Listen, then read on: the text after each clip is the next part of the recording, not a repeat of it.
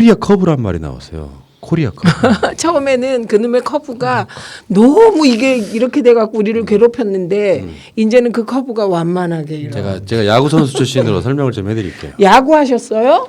저 야구 이거 엄청 잘하죠. 지금은 이제 나이 먹어서 못 하는데 이제 공을 던질 때 공이 야구공이 있었는데 요렇게 잡고 던지면요 여기 직구예요. 물론 직구라고 그래서 바로 반듯하게 가는 건 아니에요. 손가락 길이에 따라 약간 다르고 커브는 공을 이렇게 잡아요.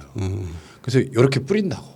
그럼 공이 이렇게 쭉 가다가 갑자기 뚝 떨어져요. 그러니까 지금 코리아 커브라는 말은 그래프를 봤더니 확진자 숫자가 이렇게 가다가 뚝 떨어지고 이건 이제 코리아 커브라고 하는데 이게 지금 뉴욕 타임스 같은 경우에는 코리아 커브를 보면서 그러니까 저는 다시 말씀드리지만 선진국들이 부러워하는 선진국이 됐다고 저는 확신합니다. 이번 계기를 통해 가지고. 우선 저는 가장 선진국인 게요. 전 세계 선진국 중에 다른 나라를 막지 않고 이렇게 극복하는 나라가 있습니까? 그런데 거꾸로 다른 나라들은 우리나라를 막겠다고 난리인데 그거에 대해서 전혀 반응하지 아니하고 갈 길을 가는 이런 의연한 태도는 잘 못 본 것 같아요. 역사 속에서도 잘 못 봤어요. 그러니까 어떻게 이렇게 훌륭하죠? 저는 이렇게 가만히 생각해 보면 이번에 진짜 선진국이다. 의료 체계, 의료 시스템, 의료 시스템 그렇지, 의료인들 그렇지, 국민들 보세요.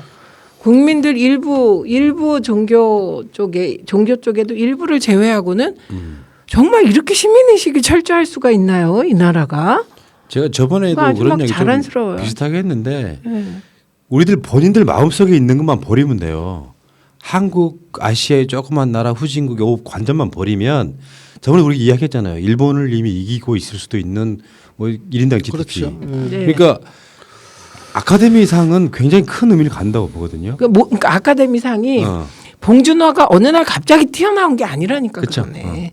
예, 그게 아니 그런 면에서 문재인 정부, 문재인 대통령의 이 탁월한 리더십이 있잖아요. 이게 어느 날 갑자기 나온 게 그렇죠. 아니라는 DJ 거죠. 우리의 노무현 대통령 이렇게 그리고 여러 가지 역사적인 아픔도 우리가 겪고 네. 이러면서 촛불 시민들이 탄생한 거 아니에요? 네, 이 네. 촛불 시민의 에너지가 코로나19를 지금 극복하고 있고 총선의 결과도 만들어줄 거다. 뭐 이게 이제 오랫동안 우리가 바라보는 이번 총선에 대한 시각이잖아요.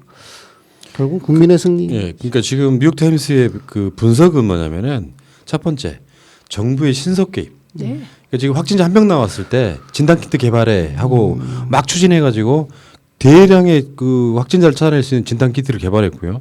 다음에 대규모 검사, 여기는 뭐 드라이브 스루 같은 걸 포함해 가지고 미국 사람들이 깜짝 놀라는 게 지금 이 숫자고요. 다음에 확진자를 격리하는 방식도 4단계. 예, 훌륭했던 것 같고 다 마지막에 시민의식 이거 윤 대통령이 어제 감탄했지 않습니까? 네.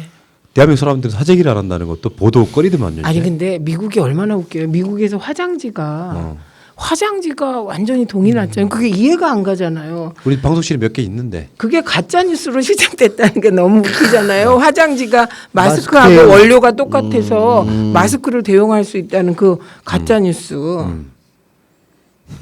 어처구니가 없어서. 우리나라는 그 숱한 가짜 뉴스가 돌아다녀도 국민들이 의연하세요. 시민들이. 그러니까 이제 가끔씩 오늘 방송하는데 저쪽 분들인가 봐요. 여기 무슨 방송인가 하고 들어와가지고 어떤 사람이 뭐라 그러냐면 놀고들 있네 이래요. 근데 그런 거를 말하는 전문 용어가 있던데요. 뭔데? 벌레라고 하던데요. 벌레라고 그러고요. 예. 그럼 이렇게 쭉 눌러서 없애면 되는 거죠. 네, 그렇게 뿌리고. 벌레라고 하더라고요. 아니 이게 그러니까 전문 용어던데. 이 사람들은 지금 딱 분위기가 멘붕이 왔어요. 자유한국당 부류. 그러니까 미래통합당 부류들은 멘붕이 와버린 거예요. 현실적으로 박근혜 보면 생각나. 멘붕이 올 지경입니다. 그때 그랬잖아요. 희한하게 아까 조국 장관 관련한 보도는 지들이 엄청 했으면서 안 하던 언론이 도저히 외국의 모든 언론들이 일제히 들고 일어나서 한국 잘한다고 하니까 마지못해 쓰는 분위기가 있었거든요. 아니 그것도 제가 분석해 봤죠. 그 보수 언론 있죠. 메이저 보수 언론은 대한민국 칭찬하는 외신 보도를 지난주까지 4건 보도했더군요. 그래서 제가 더 이상 찾지를 않았다고요. 심각히 더 골 때리는 거 알려줘요, 여러분? 일본의 노벨상 수상자 한 말이에요. 한국에 머리 숙여서라도 정보를 얻어야 된다. 야마나카 교토대 교수. 양심이네요, 이 사람은. 네. 그러니까 이게 그냥 와갖고 놀고 들인데 하는 사람은 믿고 싶지가 않은 거예요. 문재인 정부 코로나로 지금 망해야 되는데 지금 와서 말하는 거 보면 너무 얼척이 없거든요. 왜? 이 사람들은 가짜뉴스만 봤거든.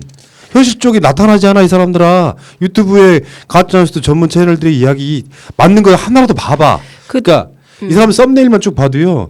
한 3개월 전건 보면 말도 안 되는 가짜뉴스가 다 네. 거기만 믿고 다니까 세뇌돼가지고 우리 방송 들어와서 놀고 들이느라고 그러니까 전문 용어로 벌레라고 한다니까요. 아, 그러니까요. 그래서 사람이 벌레에는 별 관심을 안 두잖아요. 그런데 덴마크라는 나라가 있습니다. 덴마크는 교육제도나 여러 가지로 선진국으로 알려져 있습니다. 예. 인구가 580만 정도예요. 예.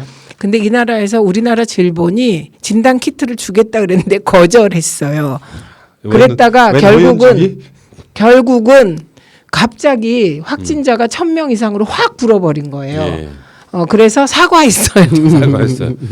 지금 이탈리아 같은 경우는 사망자만 5천 명이 넘습니다. 굉장히 심각하고요. 자, 그 이야기는 잠깐 넘어가시고 시간이 좀 넘긴 했는데 하나만 더 하고 끝내.